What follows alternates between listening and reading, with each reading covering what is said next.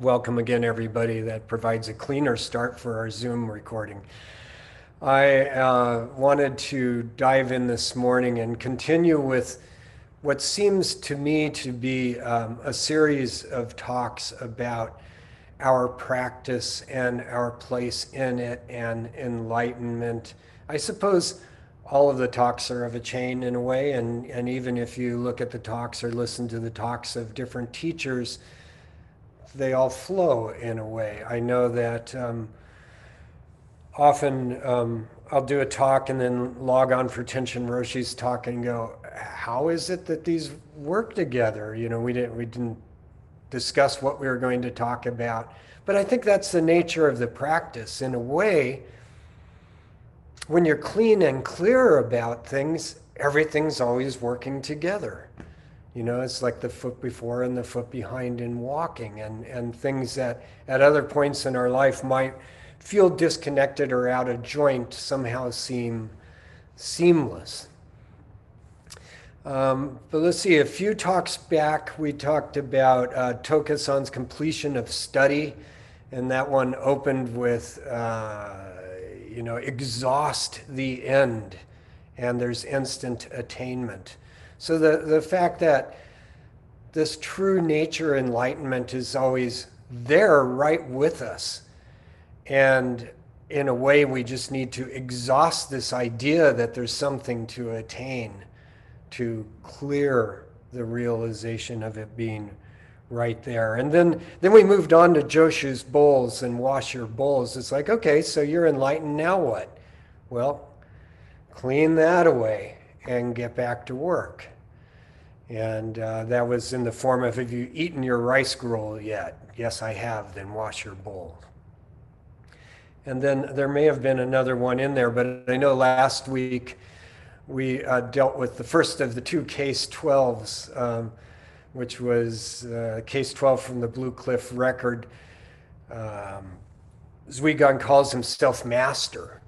And this is, how do you really bring this home, and this notion of master practicing, and we talked about some of the post-it notes that we could place for ourselves in terms of reminding ourselves that there's instant attainment, or that we need to wash our bowls and get back to it. And Gary Shishinwick, the author of the Book of Equanimity, which I'm going to work from today, he had a post-it note that said not to. Jacob has one that says everyone is the Buddha. And then we talked about a word that I practice with a lot is why, and Roshi up on the mountain is who. Who is it that's seeing through these eyes, hearing through these ears? Who is it exactly that is present at this moment? And Audrey and I talked about that in the introduction to Zen meditation this morning. Once you start seeing thought and the thinking mind as another of our senses, well, who is it that's doing that seeing?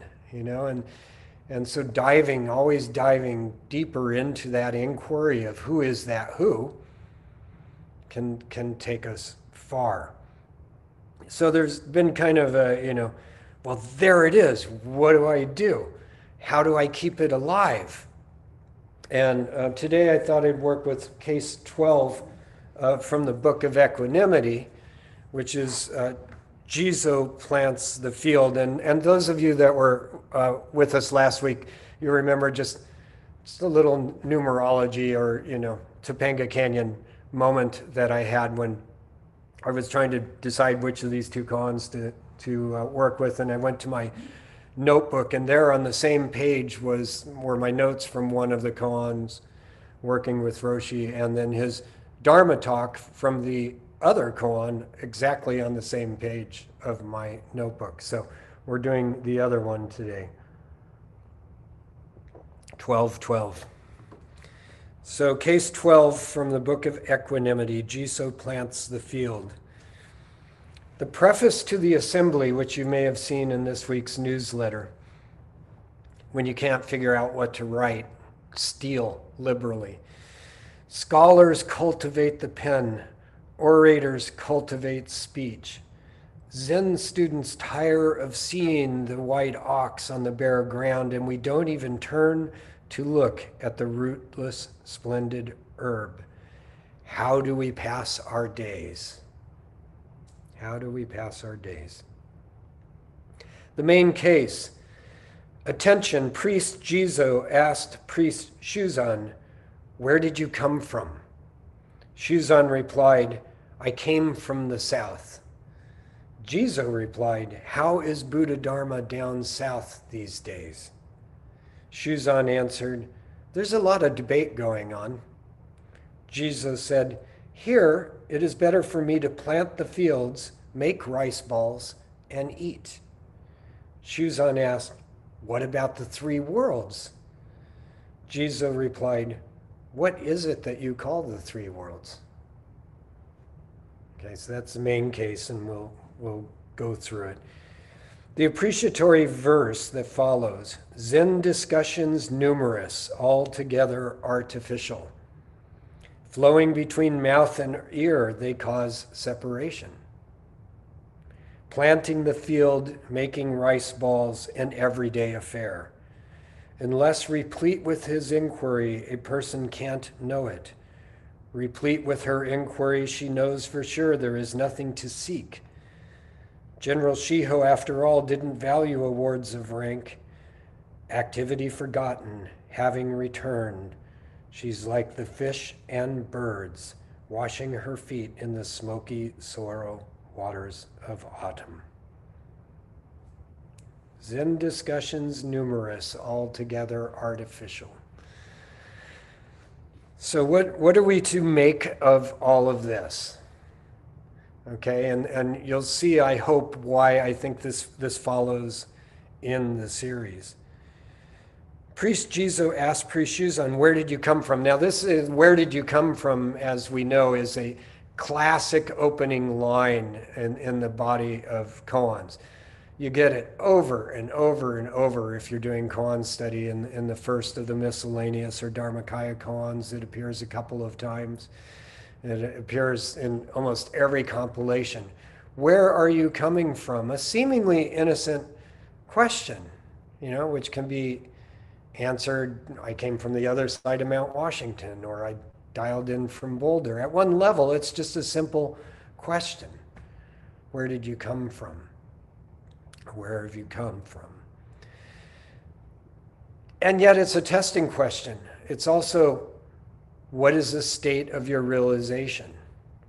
Where are you?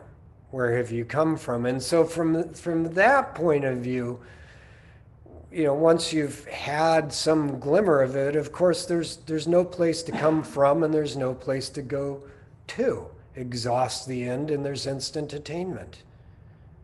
Here I am. Here we are. So this question is also often posed to test a student or peer's place in the practice. Where are you at? Where are you at? Now you can answer it a couple of different ways. You can go very Zen on it and I come from nowhere because everywhere is nowhere and nowhere is everywhere and I am everything and there we are in the stink of Zen again. Or you can just say, I came from the south. Now, that can be a clean answer or it can be falling into the trap of the teacher. The teacher's asking, where are you at? So, I came from the south, depending on how it delivered. I came from Santa Monica is either a very clean and clear answer or it's missing the point. So the teacher presses further. What is the state of Buddha Dharma? How is Buddha Dharma down south these days? And Shuzan takes the bait and says there's a lot of debate going on. So Buddha Dharma, of course, is like it, the oneness of everything, right? It's just thusness, as they say, what is here right now. So how could that possibly be different in the south or the north, right? In its purest sense, Thusness is just thus. Suchness is just thus. What we see is what we see. What we hear is what we hear.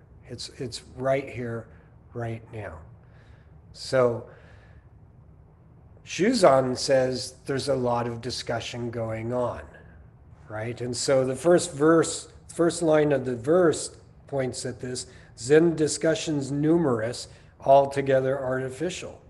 Or in the preface, scholars cultivate the pen, orators cultivate speech. There's always a lot of discussion going on. Look what I'm doing right now. Blah, blah, blah, blah, blah, blah, blah. You know, like trying to put all these blahs around it so that maybe it becomes a little more apparent. There's all the books we can read. There's all the sutras we can chant. There's all the history we can know. And we can go down these paths. And we can get together and have Zen conversations with our buddies, you know, over McDonald's or whatever. You know? It's like, you know, how is that Big Mac? I am the Big Mac. Well, I'm the pickle, you know? It gets a little ridiculous if you start taking it there. The discussions go on, but we try to analyze and we try to dissect. We try to dissect. Flowing between mouth and ear, they cause separation. So this very intellectual endeavor that we are so prone to do to try to understand our true selves and our true nature starts splitting the light right there, creating the delusion, as it means, splitting the light. The very act of going, I'm going to understand this, creates a separation in itself, and yet we have to proceed. We want to proceed, we want to understand, and so we get together and we do our best. We do our best as teachers, we do our best as students, we do our best as Tennessee to say to Audrey, there's something you might want to check out here. And Audrey shows up. Without that attempt, without that effort, without that language, without that communication, it would be very hard to move the ball forward, and yet we have to transcend that language and that communication to see it. Jesus says, here it is better for me to plant the fields, make rice balls, and eat. Now, any of you that know me know that this is like right where I like to live. It's like, you know, what is it that needs to be done? You know, what is it that needs to be done? You know, pull the weeds, do the laundry, do the next talk. You know, what is it right in front of you that needs to be done? Let's stop with all the intellectualization and what is it? Let's get to it. And in those very simple acts of our day, getting up, going to bed, cooking a meal, that is the Buddha Dharma. That is what is. And when it's done with clarity and with intentionality, it brings everything into harmony.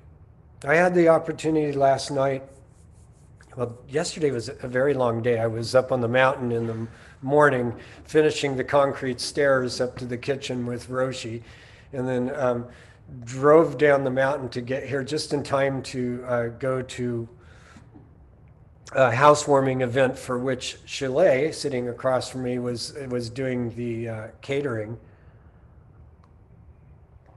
And I walked in, and Shile has like all these bags and containers and plates and everything in front of her. And I said, what can I do? And she said, oh, nothing. It's all handled, you know. And I said, there must be something I could do. And she said, well, this ginger could be peeled. And, you know, so I peeled the ginger.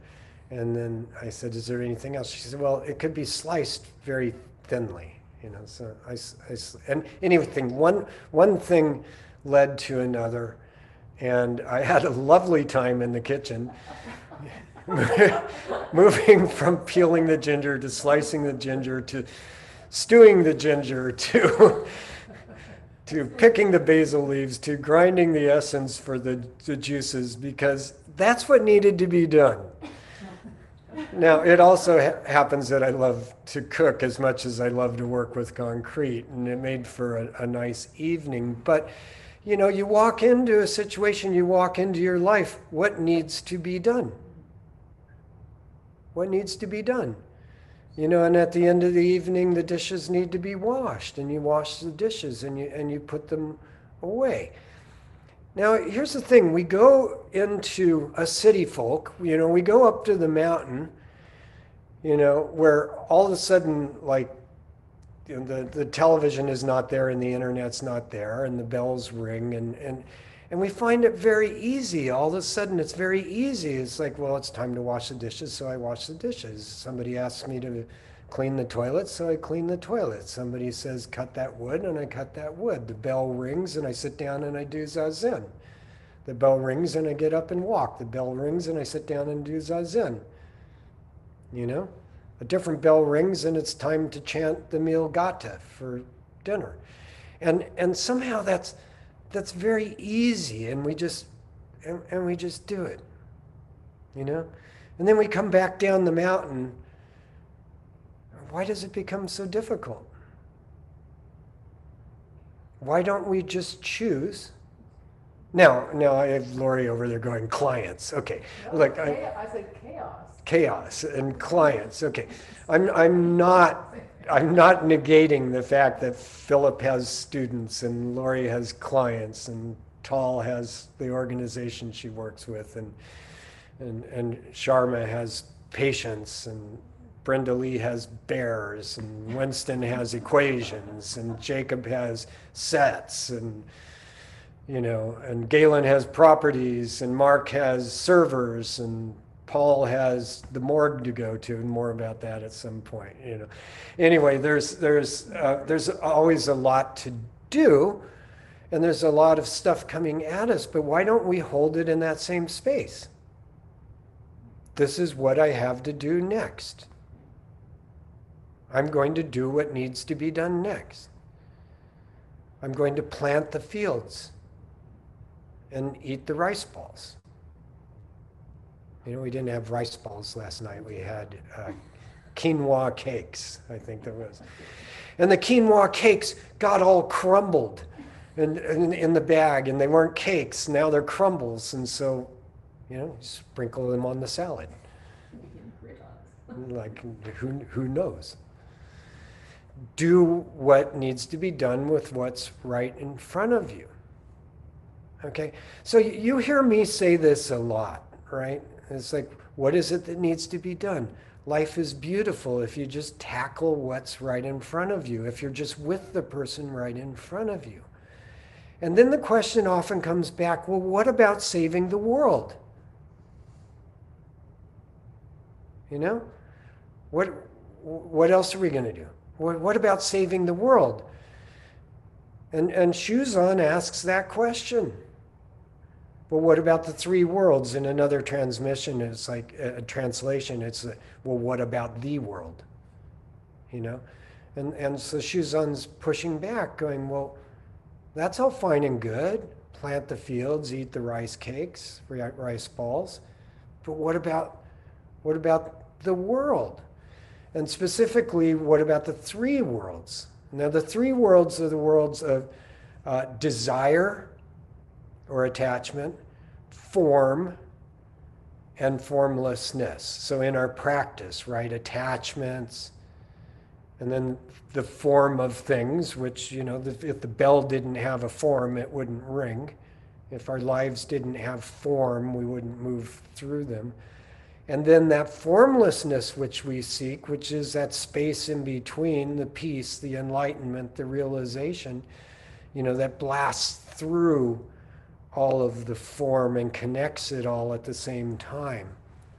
That makes all things one, that is just perfect peace and equanimity.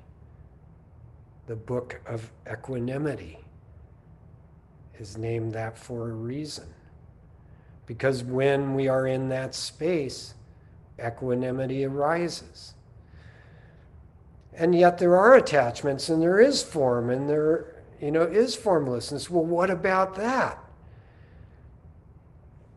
And remember the words passing from mouth to ear creates separation? This is what Jizo's talking about next. What exactly is it that you're calling the three worlds? Haven't you created separation just in that distinction, just in that utterance? Desires, form, formlessness, delusion, enlightenment. All these things we put in front of ourselves to obscure the truth of the one who sees through these eyes and hears through these ears. That is equanimity at any given moment. And then we paint story over that equanimity. And we paint it on thicker. It becomes caked mud on the shining essence that is there. What is this world? What is the difference between working hard at your practice to discover the true self? How is that different from saving the world? Now, that's not to say we don't need to take action. That's not to say we don't help the drunk on the train get up back onto the seat and then look at our own sobriety. It doesn't mean that the homeless person fallen down in the middle of the street, we leave them there to get hit by a car. It doesn't mean that we don't attend to our children, to our parents. But just do it. Is it attachment? Is it delusion? Is it enlightenment? Is it form? Is it formlessness? In that pure space of it just is here and I'm going to take care of it, that's all meaningless. And there's an inherent beauty in peeling the ginger, washing the dishes, figuring out the next iteration of the equation, doing what's in front of us with clarity and with awareness. This is why we do Kinhin, walking. Walk slow, walk fast. How often do you pay attention to your foot touching the ground? This is why we count our breaths. The miracle of breathing that keeps us alive. Yeah. See what else we got. Replete with her inquiry, she knows for sure there is nothing to seek. This is exhaust the end, and there's instant attainment. How do we pass our days? How do we pass our days? We often talk about anxiety or depression or worry. Very real things. Very real things. Trauma, very real. Addiction, very real. And they need to be dealt with. And there's what I have to deal with right here, right now. Which in a way, when we're right here, right now, right here, right now, what addiction can there be? Right here, right now. What attachment can there be? And this is the heart of Zazen. And this is the wonderful practicality of Zen that I like. It's just do it, just get to it. Yeah, work at it. Seek to know the self and forget the self, as Dogen says. But ultimately, just there it is. Keep washing that bowl and scraping it away, and there it is, that infinite capacity to love and to feel and to act, that infinite capacity to be.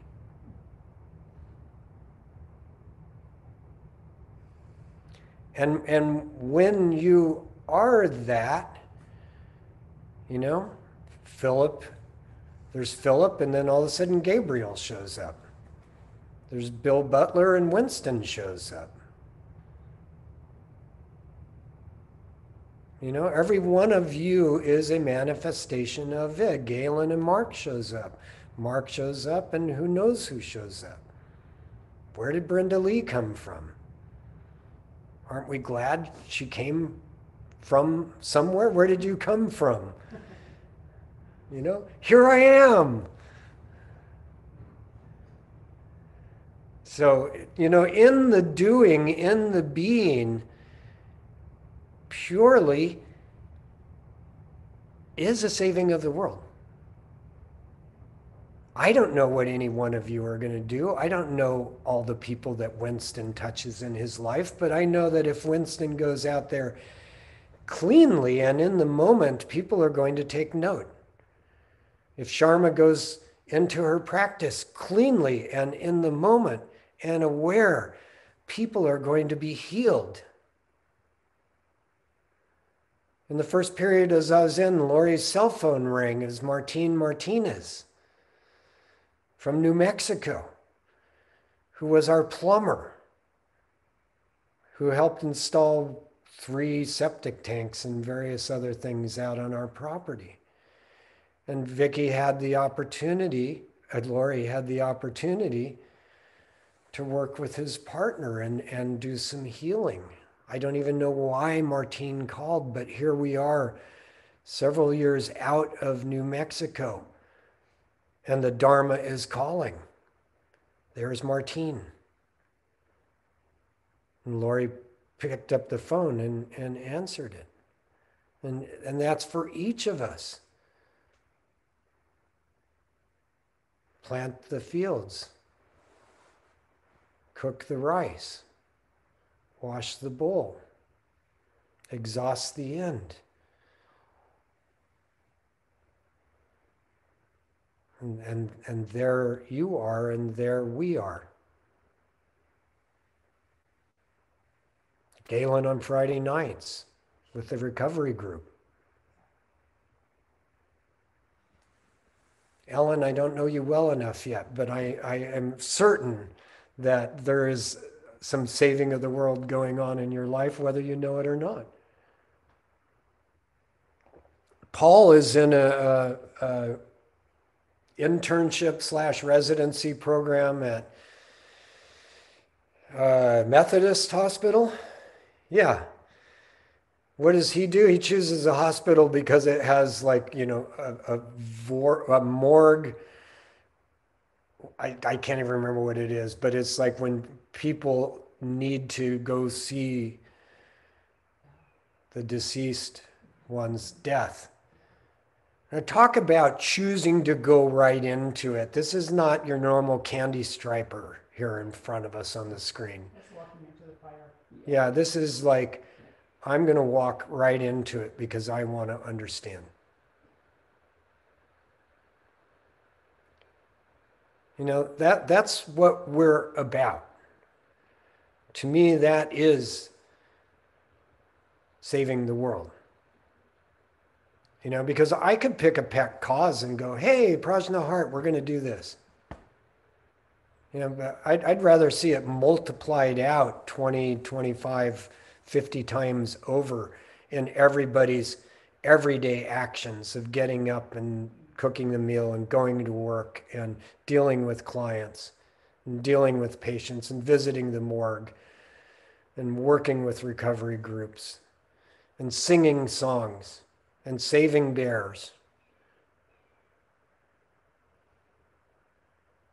Or Sandra being there for a child with finger painting, even when the child is, all grown up. All right. Jizo Plants the Fields.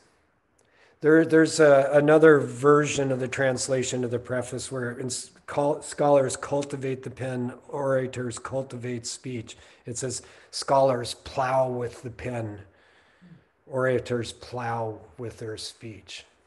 You know, what will you plow with? What seeds will you plant? All right.